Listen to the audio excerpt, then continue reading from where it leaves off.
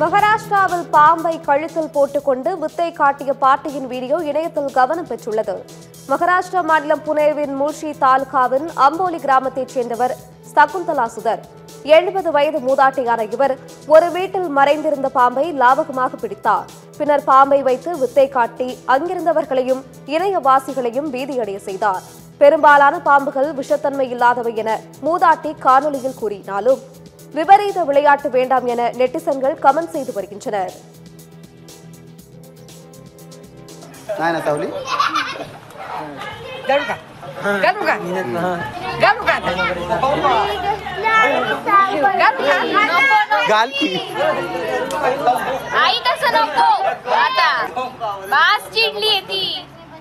चिडले